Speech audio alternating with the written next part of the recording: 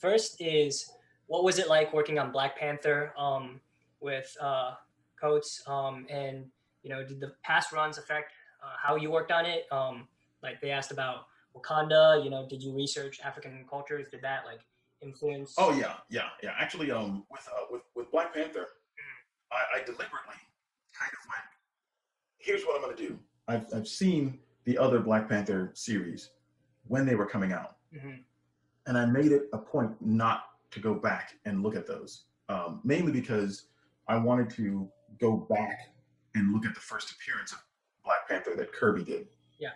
and allow that to be the major influence on me as far as Black Panther is concerned. And the tricky thing is when I got hired to do the book, the impression was, okay, we've hired you. When are we going to start seeing those pages?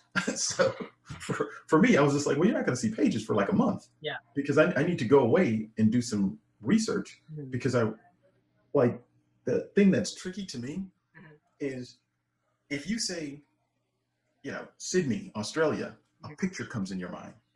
When you say London, a picture comes in your mind. Certain types of buildings kind of show up. Mm-hmm.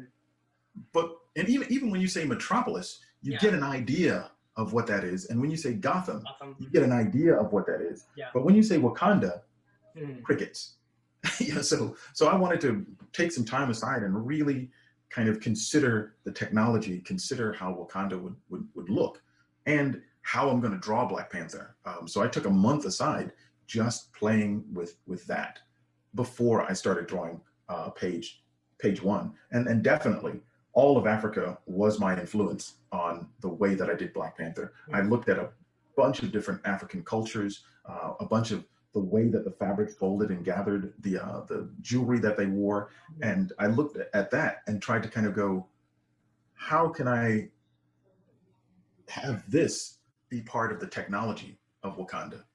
And that to me was the most fun. And then taking that and merging that with Jack Kirby, and then filtering that through myself. And it was just a really fun project because one of the most fun I think you can have is in comics is world building. Yeah. And the coolest thing is Ta-Nehisi appreciated everything that I did, and he was, I mean, possibly with the exception of Doug, the most collaborative process that you could possibly imagine. So it was just a fantastic experience, and I wouldn't trade it for the world. Wow. Wow.